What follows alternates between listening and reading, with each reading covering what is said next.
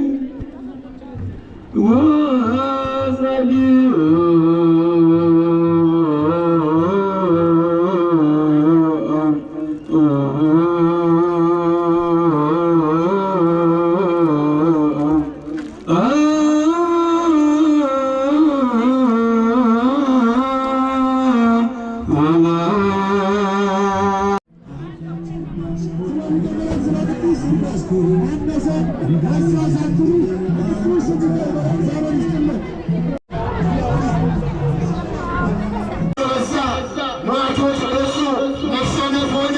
በርካታ ሺዎች እስራኤላውያን ወደቁ፣ ሞቱ ይላል እና አንድ ሰው በጣም ያሰነ ሰው፣ ማቅ የለበሰ አመድ የነሰነሰ ጨርቅ የቀደደ ሰው ከዛ ከሰልፉ መካከል አምልጦ እየሮጠ ወደ ኤሊ መጣ ይላል። ኤሊ የነ አፍኒንና የነ ፊናስ አባት እና በጣም አዘነ። አፍኒንና ፊናስ እንደሞቱ እሱ ብቻ አይደለም፣ ታቦተ ጽዮን እንደተማረከች እሱም ብቻ አይደለም፣ በርካታ ሺህ ሰዎች እንደሞቱ ለኤሊ ነገሩ ይላል። ኤሊ የ98 ዓመት ሽማግሌ ነው። ማየትም ተስኖታል። በጣም በድንጋጤ በተለይ የእግዚአብሔር የቃል ኪዳን ታቦት ተማረከ ሲባል ከተቀመጠበት ወንበር ወድቆ ሞተ ይላል። ሞት ይበዛል ኃጢአት ሲበዛ፣ ወዳጆች ሐዘን ይበዛል ኃጢአት ሲበዛ፣ መተላላቱ ይበዛል፣ መገዳደሉ ይበዛል፣ ጦርነቱ ይበዛል። ወደ እግዚአብሔር ሳንመለስ ስንቀር እግዚአብሔር ድምፁን መስማት ሲያቅተን፣ መታዘዝ ሲያቅተን፣ እንደ እግዚአብሔር ቃል መመላለስ ሲያቅተን፣ ሃይማኖታችንን መጠበቅ ሲያቅተን፣ መንፈሳዊነት ከእኛ ሲርቅ ሞት ይመጣል ወዳጆች። ቁጣ ይመጣል፣ መዓት ይመጣል፣ መከራ ይመጣል። መከራ መጣባቸው የማይችሉ የማያልፉት የማያስጠልላቸው ጉዳይ መጣባቸው ይላል እና ፍልስጤማውያን ታቦታቸውን ማርከው ወሰኑባቸው። መውሰድ ብቻ አይደለም፣ ዳጎን የምትመለክበት ዳጎን የሚሰበክበት የዳጎን ቤት የጣዖት ቤት የእግዚአብሔር የቃል ኪዳንን ታቦት አስገብተው አስቀመጡ ይላል። የርኩሰት መጨረሻ አይደለም። የከበረው ነገር የሚያስፈራው ነገር ተአምር የሚደረግበት ባህር የሚከፈልበት ከሰማይ መና የሚወርድበት አለት ሰንጥቆ ውሃ የሚገኝበት ርኅራኄውን መቅደሱ የሚያሳይበት ጸጋ የሚፈስበት የእግዚአብሔር የቃል ኪዳን ታቦት ተማረከች፣ በጣዖት ቤት ገባች። ቅዱስ ጳውሎስ በሁለተኛ ቆሮንቶስ ላይ ምዕራፍ 6:16 ላይ ይናገራል። የእግዚአብሔር የቃል ኪዳንን ታቦት በጣዖት ቤት የሚያኖር ማን ነው ይላል። ማን ያኖረዋል? ዛሬ ታቦትና ጣዖት ያልገባቸው ሰዎች ይሳደቧል። ይህንን ያላነበሩ የቃል ኪዳን ታቦቱ ስሙ ራሱ የእግዚአብሔር የቃል ኪዳን ታቦት ነው። እስኪ የእግዚአብሔር የቃል ኪዳን ታቦት ነው። ከቁዋ ቀይ ወጀደም የእግዚአብሔር የቃል ኪዳን ታቦት ይባላል። እግዚአብሔር ክብሩን የሚገልጥበት ነው። ባህር የሚገብልበት አለት ሰንጥቆ ውሃ የሚሰጥበት ርኅራኄውን መቅደሱን የሚያሳይበት ነው። ዛሬም እግዚአብሔር በቃል ኪዳኑ በታቦቱ በጽላቱ በረከቱን ጤናውን ያብዛልን። እልል ብላችሁ አመስግኑ። ዛሬም ይለምናል እግዚአብሔር፣ ዛሬም በረከቱን ይሰጣል እግዚአብሔር። የሚገርማችሁ እነዛን ፍልስጤማውያንን እግዚአብሔር በብዙ መንገድ ሊያስተምራቸው በቃል ኪዳኑ ታቦት በኩል ይሰራ አሰባሰባላያቸው እና ወደቀ ኤሊ። ያን ጊዜ የአፍኒን ሚስት በጣም ምጥ ላይ ነበረች፣ አርግዛ ነበረ። ነገር ግን ይህንን ሐዘን በሰማች ጊዜ ይላል እጅጉን ምጧ መጣ፣ ተጨነቀች ይላል። ወለደች። ምናለች? ወለደች፣ ተገላገለች በሰላም። የተወለደውን ልጅ የእግዚአብሔር የቃል ኪዳን ታቦት ተማርኳልና ስትል ምናለች ይላል? ኢካቦድ ብላ ጠራችው። ኢካቦድ ማለት ክብር ከእስራኤል ለቀቀ ማለት፣ ግርማው ለቀቀ፣ መፈራቱ ለቀቀ፣ በረከቱ ለቀቀ፣ ፍቅር ለቀቀ ስትል ኢካቦድ ብላ ልጇን ጠራችለት። ዛሬም ያ መፈራት ያ ክብር ከኛ ከኢትዮጵያውያን እየራቀ ነው ወገኖቼ። የቃል ኪዳኑ ታቦት የገባበት የእመቤታችን የቅድስት ድንግል ማርያም ኪዳን ያለበት የእመቤታችን የቅድስት ድንግል ማርያም በረከት የአስራት ስፍራ የተባለው ምድራችን በእኔና በእናንተ በደል በእኔና በእናንተ ኃጢአት መዓትና መቅሰፍት እየበዛበት ከመቅሰፍቱ ማን ያውጣል? ማን ያውጣል? ወገኖች እግዚአብሔር ያውጣል። እግዚአብሔር የርኅራኄ አባት ነው። ክፋቱ የራቀ ምሕረቱ የበዛ ቸርነቱ ብዙ ቁጥር አለፈ። የአባቶቻችን አምላክ እግዚአብሔር አሁንም በምሕረት ይታረቀን ሁላችንንም። አውማቱ በረከቱ ተደባልቆባቸው እስራኤላውያን ክብራቸው፣ በጎነታቸው፣ ስማቸው ሁሉ ስም አጠራራቸው እስኪጠፋ መከራ ውስጥ ስቃይ ውስጥ ገቡ ይላል። አለቀሱ፣ አነቡ፣ ተጨነቁ፣ በድንጋጤ የሞቱም አሉ። ይህ ብቻ አይደለም፣ ብዙ ተአምራት ደግሞ የእግዚአብሔር የቃል ኪዳን ታቦት በዳጎን ቤት መስራት ተጀመረ። ዳጎንን ነገርማችሁ የእግዚአብሔር የቃል ኪዳን ታቦት ላይ ዳጎን አስቀመጡ ፍልስጤማውያን። ድፍረታቸው የእግዚአብሔር የቃል ኪዳን ታቦት ላይ ታቦት ቤት ማስገባት ብቻ አይደለም፣ ታቦታቸውን ዳጎንን የእግዚአብሔር የቃል ኪዳን ታቦት ላይ ያደረጉት ይላል። ዘግተው ሄዱ። በንጋታው ሲመጡ የቃል ኪዳኑ ታቦት ይህንን ዳጎን ጥሎ መሬት በአፍጢሙ ተደፍቶ አገኙት ይላል። ክብር ምስጋና ለእግዚአብሔር። ይሰራል እግዚአብሔር። ዘመኔን ብቻ አይደለም የሚሰራ ነው እግዚአብሔር። ይሰራል፣ ያሳርፋል፣ አሸናፊ ያደርጋል እግዚአብሔር። ያልተገባውን ስራ የሚሰሩትን ሰዎች ይቀጣል። ጣዖታቸውን አነባቸው ይላል። በሌላኛው ቀን በሚገርማቸው ሁኔታ አሁንም ደግሞ እንደዛ አድርገው ወጡ ይላል። ታቦቱን ከስር አድርገው እንደገና ጣዖታቸውን ከላይ አድርገው በነጋታው ሲመለሱ የጣዖቱ ጭንቅላት አንድ ቦታ ሌላ ቦታ ወድቋል። እጁ ሌላ ቦታ፣ እግሩ ሌላ ቦታ።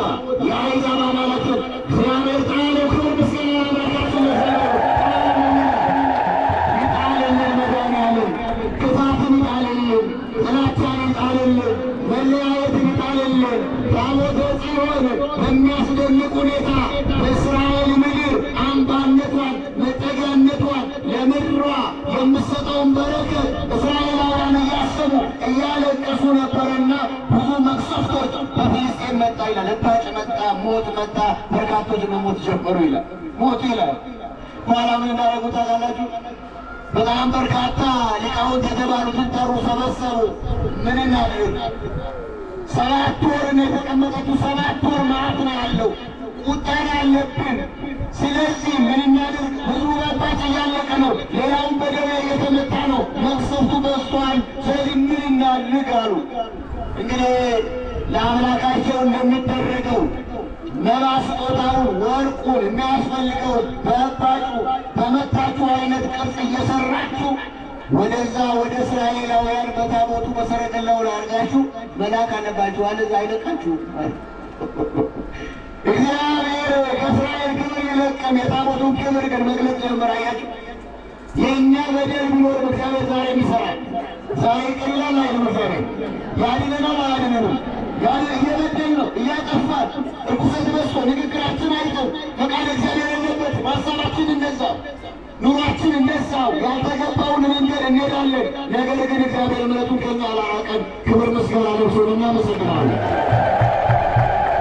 የሚገርማችሁ ከሆነ በኋላ እንደተባለውን የቃል ኪዳኑን ታቦት ስጦታውን፣ ወርቁን፣ ብሩን እነዚህ ሁሉ አድርገው በሰረገላ አድርገው ወደ እስራኤል ተመለሰ ይላል። ክብር ምስጋና የተመለሰችበትን ቀን ነው የምናከብረው። ታቦተ ጽዮን አማናዊት ድንግል ማርያም ናት። መጠቅለያችን ይሄ እግዚአብሔር እስመ ኀረያ እግዚአብሔር ለጽዮን፣ እግዚአብሔር ጽዮንን ማደሪያው ትሆን ዘንድ ወዷታል። ይቺ ለዘላለም ማረፊያዬ ማደሪያዬ ናት ይላል። የዳዊት መዝሙር 131 ቁጥር 13 ላይ እግዚአብሔር ጽዮንን መርጧታል፣ ማደሪያው ትሆን ዘንድ ወዷታል። ይቺ ለዘላለም ማደሪያዬ ናት። ደስ ይበላችሁ። ድንግል ማርያም የአምላክ ማደሪያ ናት። ድንግል ማርያም እናታችን ናት። ምናችን ናት? የመጀመሪያው ማደሪያ ናት። የማ ማደሪያ ናት? ለምንድን ነው የምትወዷት ድንግል ማርያምን? እስኪ ድንግል ማርያም በሉ፣ ጽዮን ማርያም በሉ። የመለኮት ማደሪያ ናት። ወራስ ትመሰገናለች። ሞት እኮ ያስመለጠችን ድንግል ማርያም ናት። የሞት መድኃኒት የሆነው ክርስቶስን ሰጥታል። ድንግል ማርያም ብርሃንን ሰጥታል። እውነተኛው የዓለም ብርሃንን እሱን ወልዳ እመብርሃን ሆና በድቅድቅ ጨለማ የወጣ ነው። የታቦት ስርዓት የዘላለም ኪዳን ነው። የምድር ብቻ አይደለም፣ በሰማይም ያለ ስርዓት ነው። አንድ ሰው ሳይገባው ሳይረዳ ያልተገባ ነገር የሚናገራል። ነገር ግን የእግዚአብሔር ታቦት የማኃይል አለበት። የማኃይል ነው የሚገለጥበት። የማስም አለበት። ስለ እግዚአብሔር አለበት። ስለዚህ ኃይል ያደርጋል። ስለዚህ ድል ያደርጋል። ስለዚህ ባህር ይከፍላል። ስለዚህ ጠላትን ያሸንፉበት ነበር። እግዚአብሔር የተመሰገነ ይሁን። እስኪያመስሉት እግዚአብሔር በሚገርም ሁኔታ የእግዚአብሔር ታቦት ያረፈበት ስፍራ ሁለተኛ ዜና መዋዕል ምዕራፍ 8 ቁጥር 11 ላይ እንዲህ ይላል፣ የእግዚአብሔር የቃል ኪዳን ታቦት ያረፈበት ስፍራ ቅዱስ ነው ይላል። ምንድን ነው? የማታቦት ያለበት የእግዚአብሔር ዛሬ እኮ የምንቀደሰው ከዚህ የተነሳ ነው ወዳጆቼ። የእግዚአብሔር የቃል ኪዳን ታቦት ያለበት ስፍራ የሚቀድስ የሆነው የእግዚአብሔር ቃል ኪዳን ታቦት ስለሆነ ነው። እግዚአብሔር ለዘላለም ስርዓት ይሆን ዘንድ ብሎ ሰጥቶታል። በዚህም እግዚአብሔር ያነጋግረው ነበር፣ ሙሴን ይላል ደጋግሞ ያነጋግረው ነበር። እንዲህ ያለ እግዚአብሔር ርሳቸውን ማርና ወተት የምታፈልቀውን ምድር ሰጣቸው። እስከ ዘመነ ኤሊ በሚደንቅ ሁኔታ እየከበሩ እየተመሰገኑ ዘመነ መሳፍንትን አሳልፈዋል ይላል። ነገር ግን ካህኑ ኤሊ መስፍንም ዳኛም ፈራጅም ሹምም ሆኖ ካህንም ሆኖ በሚያገለግልበት ዘመን እስራኤላውያን የበዛ በደልና የበዛ ርኩሰት አደረጉ ይላል። እንደኔና እንደናንተ የእግዚአብሔር ቃል ያልሰሙበት ዘመን ነው ያ ዘመን። ወደ እግዚአብሔር ያልተመላለሱበት ዘመን ነው ያ ዘመን። የሚጠቋቆሙበት ዘመን ነው። የጥላቻ ዘመን ነበር ያ ዘመን። የርኩሰት ዘመን ነበር ያ ዘመን። ከርኩሰት መድኃኒዓለም ሁላችን ይጠብቀን። በእውነት ዛሬ እኮ ርኩሰት በዝቷል፣ በደል በዝቷል። ንግግራችን፣ ስራችን፣ ሀሳባችን እንመላለስበት እንቅስቃሴ እግዚአብሔርን የማያስደስት የተጨካከርንበት የምንገዳደልበት ርኅራኄ የጎደለበት ጥላቻ የነገሰበት ፍቅር የራቀበት በጎነት የጠፋበት ኃጢአትና በደል የነገሰበት ዘመን ነው። እግዚአብሔር ይመልሰን። አሜን በሉ። ይመልሰን። የሚገርመው እኮ በዚህ ዘመን ራሱ ለመመለስ እቅድ የለንም። መዓት እያየን ቁጣ እያየን በደል እየበዛ እግዚአብሔርም ደግሞ እየቀጣ እያየን መመለስ አቅቶናል። እባካችሁ እንድንመለስ መድኃኒዓለም ሁላችን ይርዳን። አሜን በሉ። ተቸገርን እኮ ስብከታችን ፍሬያማ አልሆነም። ሰባኪውም ተሰባኪው፣ ሰሚውም አዳማጩም ተናጋሪው በእግዚአብሔር ፊት በኃጢአት የሚመላለስ ሆኗል። እግዚአብሔር ይመልሰን ሁላችንንም። የሚገርማችሁ እንድንጸልይ ያስፈልጋል። እንድንበረከክ በእግዚአብሔር ፊት ያስፈልጋል። ዛሬ ኃጢአት ስናይ በእነከሌ ኃጢአት ነው የምንለው እንጂ በራሳችን አንልም። ችግሩ እኮ ነው። እኛ ጻድቅ ሆነን በእነከሌ ኃጢአት እንላለን። ይሄ እኮ የመጣው በእነከሌ ነው ይላሉ አንዳንድ ሰዎች። በአንተስ፣ በአንቺስ፣ በኔስ፣ በኔና በእናንተ በደል መከራ እናሳልፋለን፣ ጭንቅ እናሳልፋለን። ከጭንቅ እንድንወጣ ወደ እግዚአብሔር እንድንመለስ እግዚአብሔር ይርዳል። እግዚአብሔር ተቆጣ እስራኤላውያንን በዚህ በዘመነ መሳፍንት ዘመን ማለት ነው። ተቆጣ። ሕዝቤ ድምፄን አልሰማም አለ፣ አልታዘዘኝም አለ፣ በሥጋ ፈቃድ ይመላለሳል አለ። ስለዚህ እግዚአብሔር ተቆጣ ይላል። የሚገርመው ኃጢአቱ የጀመረው መቅደስ ከነበሩት ከአፍኒንና ከፊናስ ነበር። አፍኒንና ፊናስ የተባሉት የኤሊ ልጆች፣ እነዚህ ሁለት ልጆች በሚገርም ሁኔታ በእግዚአብሔር ቤት ውስጥ ያደጉ ሆነው ነገር ግን በኃጢአትና በበደል ይመላለሱ ነበር ይላል። ሹም አድርጓቸዋል፣ ከስሩ ሾማቸዋል። ግን የረከሰውን ነገር ያደርጋሉ ይላል። ስንቶች የረከሰ ነገር እናደርግ ይሆን? እግዚአብሔር የማይደሰትበትን ወገን ዘመን ቤተ ክርስቲያን የማትደሰትበትን ስንቶቻችን ያልተገባ ነገር እናደርግ ይሆን? ልክ እንደ አፍኒንና እንደ ፊናስ አፍኒንና ፊናስ ሕዝቡን ጨምሮ ኃጢአት በደል ተገኘባቸው ይላል። አፍኒንና ፊናስ መስዋዕቱ ላይ ጭምር የወረደ እግዚአብሔር ያልፈቀደውን ነገር ያደርጉ ነበር ይላል። በጣም በዛ በደላቸው። መስዋዕት ከመቅረቡ በፊት ሊቀ ካህናቱ መስዋዕት ከማቅረቡ በፊት የሚላላኩት መስዋዕቱን ይበሉ ነበር ይላል።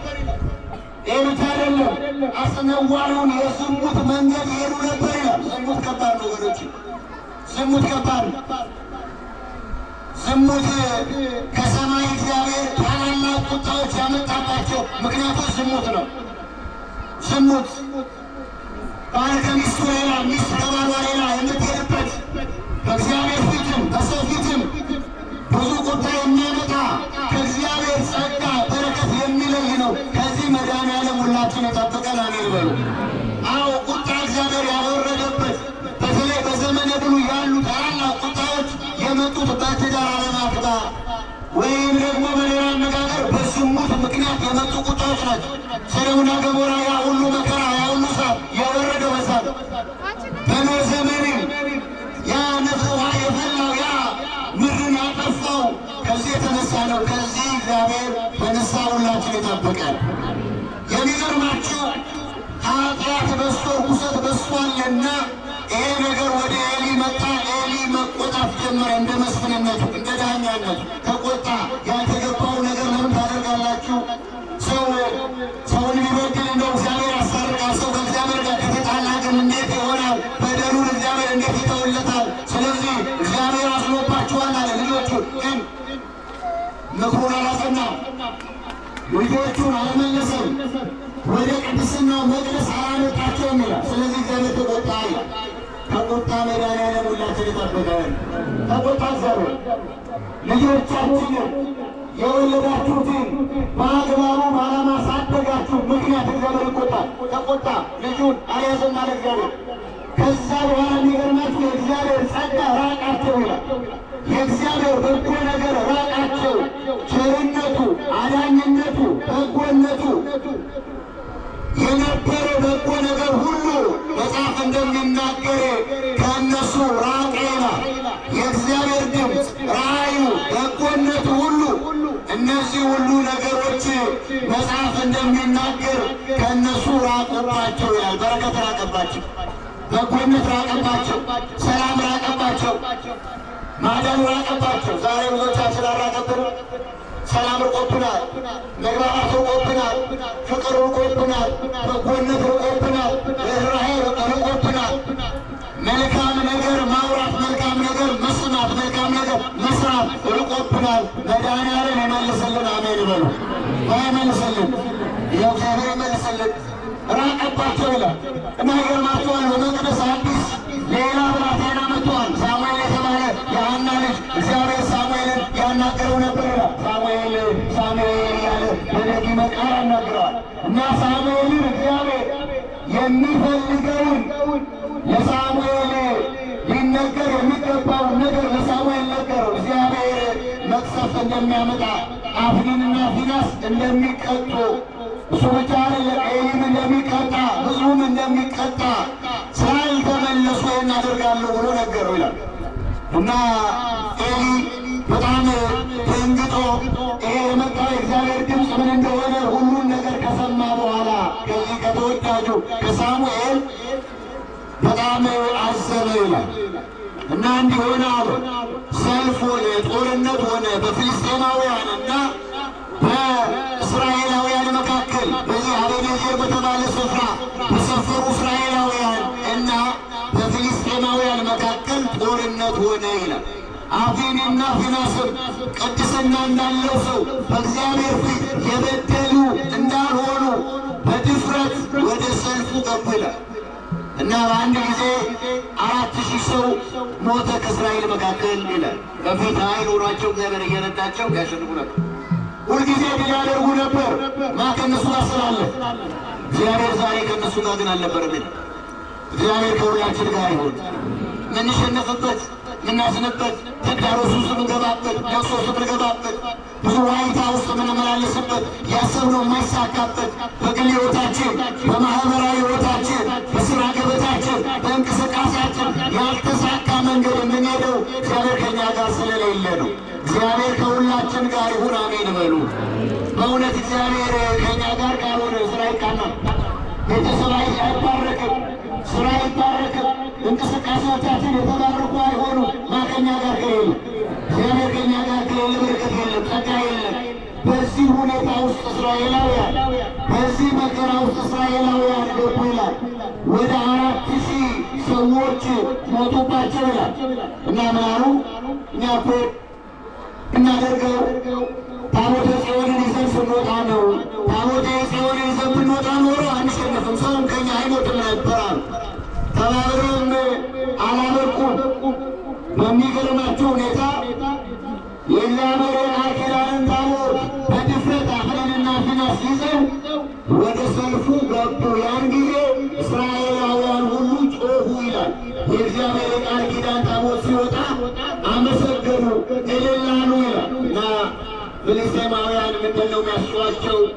ምንድን ነው ይህን ያህል ጩኸት የተሰማው ብለው ደነገጡ ይላል እና አምላካቸው ወጥቷል ብለው ፈሩ ይላል። በኋላ ግን አልተመለሱም፣ ውጊያ ጀመሩ ይላል። በዚህ ጊዜ አፍኒንና ፊናስ ያልተመለሱት እርኩሰት የሚያደርጉት በአፋን እንደገና በውስጡም በእግዚአብሔር ፊት የከበረ ነገር የሌላቸው የከበረው እስራኤልን እግዚአብሔርን በማምለክ የሚታወቀው ሕዝበ እስራኤል የተባለውን ሕዝብ የኃጢአትና የበደል ስፍራ አድርገውት ነበርና እግዚአብሔር አፍኒንና ፊናስን ቀሰፋቸው፣ በጦርነትም ሞቱ ይላል። ንስሐ ሳንገባ እንዳንሞት እግዚአብሔር ይርዳን። እባካችሁ ሳንመለስ ሳንፋቀር አንድ ሳንሆን በጎ ነገር ሳንሰራ የእግዚአብሔር መንግሥት የሚያስወርስ ምንም አይነት ነገር ሳይኖረን እንዳንሞት እግዚአብሔር የንስሐ ዕድሜ ይስጠን። አሜን በሉ እና በጣም አዘኑ። በርካታ ሰዎችም ሞቱ። ይህ ብቻ አይደለም፣ የቃል ኪዳን ታቦታቸውም ታቦተ ጽዮን ተማረከችባቸው። መጠጊያቸው የነበረች መሸሸጊያቸው የነበረች ታቦተ ጽዮን ተማረከች ይላል። ከዛ በኋላ መከራው በዛ፣ የሞት ቁጥር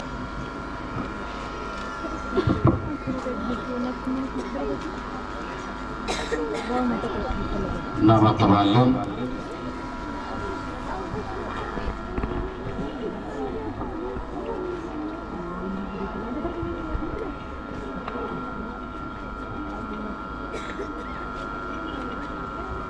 እናማተብ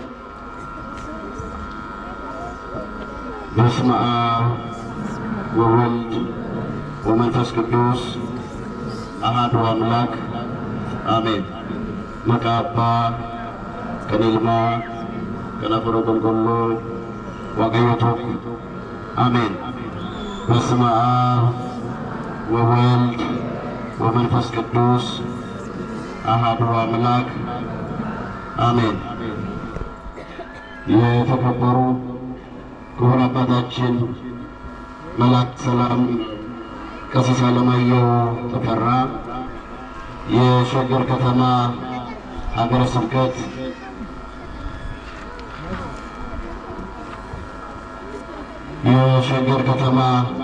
ሀገረ ስብከት ዋና የተከበሩ ክቡር መላከ ኃይል ቆሞስ አባ አፈወርቅ ዮሐንስ በኢትዮጵያ ኦርቶዶክስ ተዋሕዶ ቤተ ክርስቲያን የመንበረ ፓትርያርክ ጠቅላይ ቤተ ክህነት ወንጌል ሐዋርያዊ ተልእኮ የስምሪት መምሪያ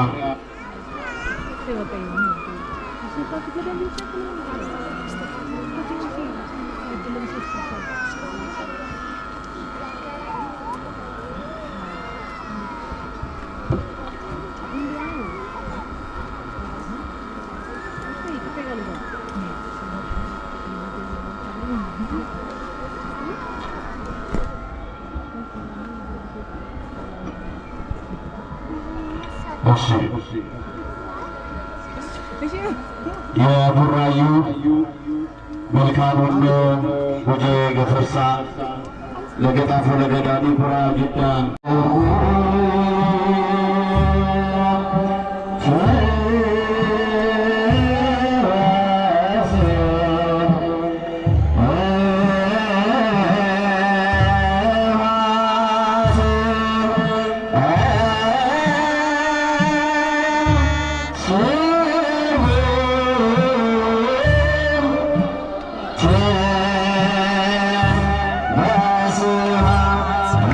Yeah.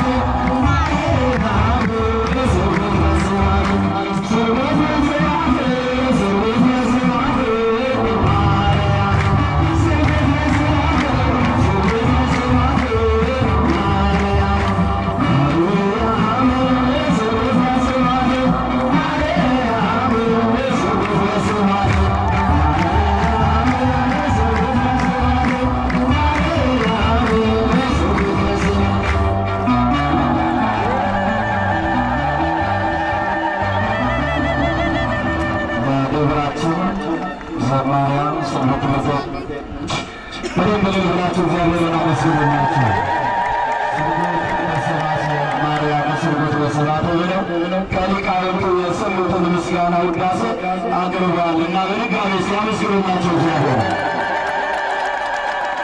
ዝማሬያችንን ቅዱስ አምላካችን እግዚአብሔር ይቀበልልን። ሰንበት ትምህርት ቤቱን እስከዛ ቦታ እንዲይዝ ለወንጌል መንቀሳቀስ አያስፈልግምና ባለንበት ሆነን ቃሉን መስማት ይገባናል። አንድ መልእክት በድጋሚ አሁን ማስተላለፍላችሁና ወደ ቀጥታ ወደ ትምህርተ ወንጌል እንሄዳለን ማለት ነው። ቅድም የነገርኳችሁን ማለት ነው በአፋን ኦሮሞና ደግሞ አንድ መልእክት የምነግራችሁና ወደ መጨረሻው ሁላችን ሊያሳርፈን ሊባርከን ወደ ቤተ መቅደሱ የጠራን እግዚአብሔር ዕለቱ ምን እንደሆነ ትምህርተ ወንጌል ቃሉን እንሰማለን ማለት ነው። አፋን በልብሻት ለንሰዱራ ዋዳገሩ ወሬን በርባደን መኛ መንታኩን ጀሞ አባ ደርቤ ቶንጎ ጀቹናፍ ሶቾን ሰረጅራ ከናፉ ገሞ ከነሞ ጀቹናፍ ክርስቲያኖን ሁሉም የሰሙ ተኩማን አንታተኒ ኑቡኪ ያከናበተን ጀኔ መኛ መንታኩታን ወደቻ ጀቹና ኤርጋሳሰኒፍ ደበርሳ ውጅዋን ከናፍ ሜሻሌ በርባችሰን ተኮፋ አባ ጉዳፉሬ ቹን ፍርድኒሳ አባ ጉዳፉሬ ካንቴ ባየስኒሳ ሸንተማ ገቲምሳ ኢሰቶኮ ከሲኩመ ነማፍ ዲቤሸኔዳ ለመፈሞ ፍርድኒሳ አባ ጉዳለማ ካንቴ ባየኒሳ ዲግደማ ገቲምሳ ኢሰቶኮ ከሲኩመ ቶኮፍ ዲበሰገኔዳ ሰደፋ አባ ፍርድኒሳ አባ ሰዴቲ ጀቹራ ገንተግረሲ አባ ሰዴቲ ባየኒ ካን በርባደሙ ሶዶመዳ ገቲምሳ ኢሰቶኮ ከሲን ዲበሰዴቲ ሸንተመዳ አፈፋረቲ ሲሚንቶን በርባችሳ ኩንታላ ሸንተመ ጋፈተ ውጂ ከናፊ ገቲን ኩንታላ ቶኮ ቀርሺዳን ቀርሺ ኩመ ቶኮ ብሪ ዲበ ቶኮ ጀቹራ አከሱማ አሻያን ኮንኮላታን ቶኮ ተተዮ ከን ጭረችስ ኮንኮላታን ቶኮ ዱበርባችሳ ገሞ ከነ ጀቹራፍ ጀደኒ ዳምሰ ኢሳኒ ኑፍ ደበርሰኒሩ ሰገሌ ከነ ከነጌሰኑ ዱፍጌሰኑ ወይስን ይደንዳሜ ወረቃን ስንግዱን አና ጅራ ወረቃ gubbaa irratti maqaa keessan barreessuudhaan lakkoofsa bilbilaa keessan barreessuudhaan akkasuma immoo guyyaa mana amantaadhaaf galiitti gootanis Amaariffaan afaan Amaariffaa asirratti barraa'ee jira. Achuma irratti akka galmeessitan maqaa Waaqayyootiin isin gaafanna. Warreen immoo as dhufuu yookaan warreen kaaniifis kallattiidhaan alkallattiidhaan akka galchan dhaamsa akka dabarsitan yookaan kurnoo isaanii akkasuma gamoo kanaaf waanta karaa baankii daldala Itoophiyaa lakkoofsa isaanii isinitti himaa karaa kanaatiin galchuu danda'u. Lakkoofsi baankii daldala Itoophiyaa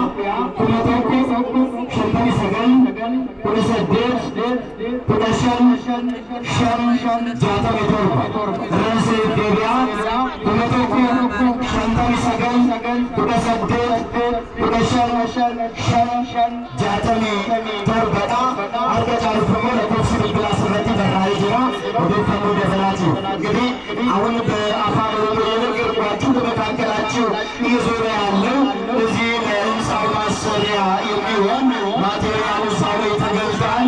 የምትችሉት ያክል የእግዚአብሔር ቤት የተሰጠ በእጥፍ ያተርፋል፣ ይባረካል። እኛ ቤቱን ስንሰራ እሱ ሕይወታችንን ደግሞ የጎደለንን ሁሉ እያቃና ሕይወታችንን ይባርካልና ስለዚህ በመካከላችሁ እየዞረ ያለውን ወረቀት ወይ ፎርም ማለት ነው ስማችሁን ስልክ ቁጥራችሁን በማስቀመጥ በአካውንትም ገቢ ማድረግ የምትፈልጉ በአካውንት ገቢ ታደርጉና ሲጋ ታሳዩንና ማለት ነው ለሰበካ ጉባኤ ጽሕፈት ቤቱ መልእክቱን እናስተላልፋለን።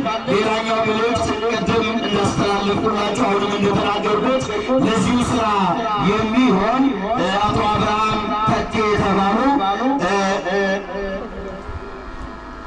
አቶ አብርሃም ጌቴ የተባሉ ለዚሁ ስራ የሚሆን ማለት ነው 100 ብሎኬት አመጣለሁ ብሏል። እስቲ እግዚአብሔርን አመስግኑላቸው። 100 ብሎኬት ለዚህ ስራ የሚሆን አስገባለሁ ብሏል። ይህንም ደግሞ በመላከ ጽዮን የዚሁ የደብረ አገልጋይ ማለት ነው በመላከ ጽዮን በቀሲስ ቸርነት ከበደ አማካኝነት ይህንን ገቢ ያደርጋለሁ ብሏል። በዚሁ አጋጣሚ መልእክት የሰማችሁ አባቶች ካህናት ንስሐ ልጆቻችሁን እያስተባበራችሁ ቤተ ክርስቲያንን እንዲያገለግሉ በሀብታቸው በንብረታቸው እንዲባረኩበት ለልጆቻችሁ መልካሙ አገልግሎት እንዲያገለግሉ እንደ ክቡር አባታችን ማለት ነው መላከ ጽዮን ቀሲስ ቸርነት አርአያ ሆናችሁ መልካሙን አገልግሎት እንዲያገለግሉና እንዲባረኩ ለልጆቻችሁ መልእክት እንድታስተላልፉ በእግዚአብሔር ስም በዚህ አጋጣሚ መልእክታችንን እናስተላልፋለን። የመጨረሻ መልእክት ቅድስት ድንግል ማርያምን ለመንኳት እሷም ሰማችኝ። ቅድም እንዳልኳችሁ መጨረሻ ላይ የአስራት የበኩራት ማለት ነው። በኩራት እንኳን እዚህ አካባቢ ያለን በብዛት ወደ ገጠር ነው እና አስራታችሁን መስጠት የምትፈልጉ ማለት ነው ከስብከት አገልግሎት በኋላ ቃሉን ከሰማን በኋላ ይቀጥላል። ይህችን መልእክት ብቻ ነው የምነግራችሁ። ድንግል ማርያምን ነገርኳት፣ የልቤን መሻት ፈጸመችልኝ።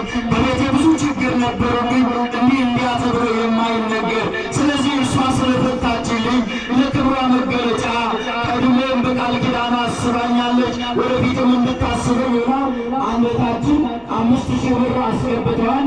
ለሁላችሁ እግዚአብሔርን አመስግኑላቸው። እግዚአብሔር ይስጥልን። ከዚህ በመቀጠል ወደ ዕለቱ ትምህርተ ወንጌል እወስዳችኋለሁ። ሁለት ያውሱናን ሰግሌ ዋቀዩ ሰንበቀቺሱ ደንደው ሁሉም ተገኛ በኮመጀ በተዳበነ ሰግሌ ሳነገኛ የዕለቱን ትምህርተ ወንጌል የሚያስተምሩን በኢትዮጵያ ኦርቶዶክስ ተዋሕዶ ቤተክርስቲያን በሸገር ሀገረ ስብከተ ወንጌል የሰንበት ትምህርት ቤት ማደራጃ መምሪያና እንዲሁ ሰባኪ ወንጌል መምህር ሄኖክ ታዬ ይሆናሉ። በቀጥታ ወደ መምህራችን እወስዳቸዋለሁ። ሁላችሁም በያላችሁበት አረፍ አረፍ በሉ። መቆም የምትችሉ ደግሞ ቆማችሁ ቃለ ወንጌል እንድታዳምጡ በእግዚአብሔር ስም መልእክታችን እናስተላልፋለን። አስራቱን እየመዘገባችሁ በኋላ እናስተዋውቃለን። ሁላችሁም እንዳቶች የመጨረሻ ዳን ያስተላልፉልናልና ቡራኬ ሳትቀበሉ እናትሄዱ። በእግዚአብሔር ስም መልእክታችን እናስተላልፋለን። ወደ ትምህርት በድጋሚ አመስግኑላቸው።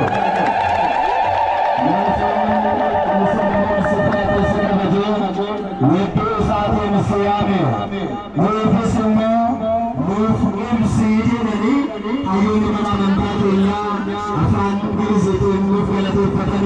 በደቢያ ወደ ወደ ፈዳቱ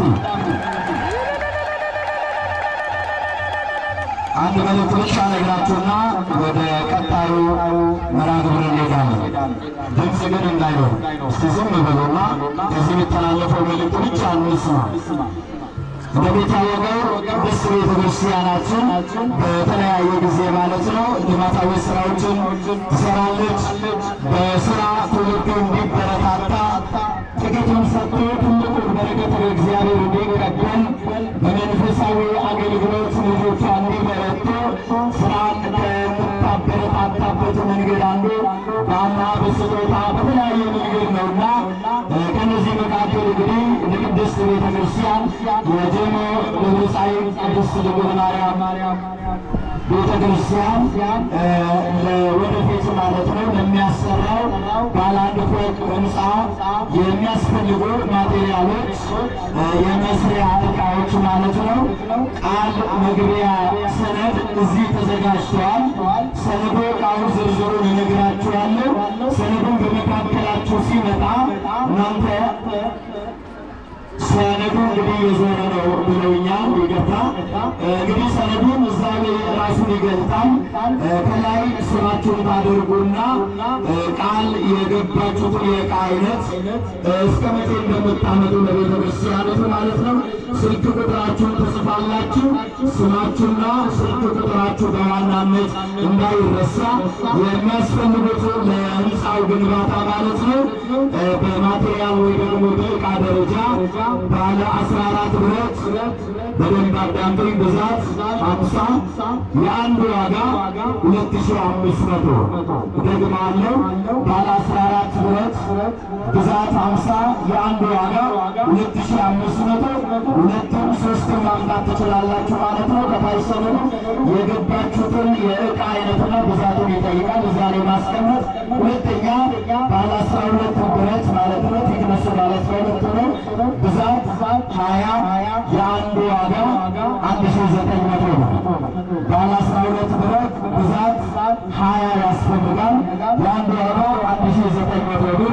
ሶስተኛ ባለ 8 ብረት ቴክነሱ ማለት ነው ፎቶ ብዛት 30 የአንዱ ዋጋ 850 ብር። ባለ 8 ብረት ብዛት 30 የአንዱ ዋጋ 850 ብር። ሲሚንቶ 50 ኩንታል ያስፈልጋል። የአንዱ ዋጋ 1100 ብር ነው። 11 መኪና ጠጠር 1 መኪና ይላልና ከዚህ ውስጥ አቅማችሁ የፈቀደላችሁ በመግዛት በማቴሪያል ደረጃ ማለት ነው አሊያም ደግሞ የተባለውን በብር ደረጃ ማለት ነው በጥሬ ገንዘብን ማስገባት ትችላላችሁ። ይህ እንግዲህ ቤተ ክርስቲያኑ የሚያስገነባው ባለ አንድ ፎቅ ህንፃ ነው። ለቤተ ክርስቲያን አገልግሎት የሚውል ነው። ይህንን ደግሞ በእናንተ በምዕመናን በትብብር በአንድነት 50 ሚሊ ለ50 ሰው እንዲባል ማለት ነው በሰነዱ ላይ እየሞላችሁ እስከ መርሃ ግብራችን ፍጻሜ ወደ አውደ ምሕረት እንድታመጡልን በእግዚአብሔር ስም እናሳስባለን። በዚህ አጋጣሚ በአካውንት ማስገባት የምትፈልጉ የደብሩን የሂሳብ ባንክ ቁጥር እነግራችኋለሁ። እስቲ ስልክ ቁጥራችሁን አውጡ። ወደላችሁ ካርድ ቢሆን ለመሙላት ሁላችንም ስለምናወጣ አንዳንድ ጊዜ እዚህ መምጣት ሳይመቸን ሲቀር ሌሎቹም ደግሞ አስራታቸውን ማስገባት ሲፈልጉ ለዚህ ቤተ ክርስቲያን አስራትን መስጠት ፈልጋለሁ ብሎ ብቻ በአካል እስከዚህ መጥተው መስቀል ተባርከው ቢሰጡ አሊያም ደግሞ ዘመኑ የቴክኖሎጂ እንደሆነ በሞባይል ባንኪንግ ማለት ነው ትራንስፈር ማድረግ ወይ ደግሞ ማስተላለፍ ትችላላችሁ። የኢትዮጵያ ንግድ ባንክ ነግራችኋለሁ። ስልካችሁን ሲያውጡ ግደላችሁ ያልተገባ ነገርም ሴቭ እናደርግበት የለን። ይሄ ደግሞ ለሁላችን ለቤተ ክርስቲያናችን ሁለንተናዊ አገልግሎት የሚውል አስራታችንን በዚህ ነገር የምናስገባበት ነውና ቁጥሩ ልንገራችሁ 1059 18 15 567 1059 18 15 567 ከወሩ በኋላ ደግሞ ይህንኑ የሚያስፈልጉትን ማቴሪያሎችና ንግድ ባንክ በአፋን ኦሮሞ ይነግራችኋል ማለት ነው። እግዚአብሔር ከሁላችሁ ጋር ይሁን። አስራት የራሱ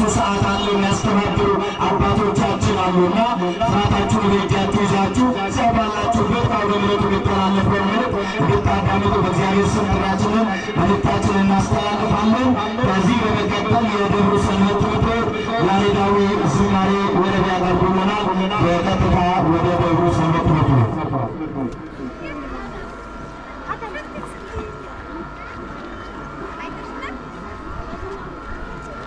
እንተ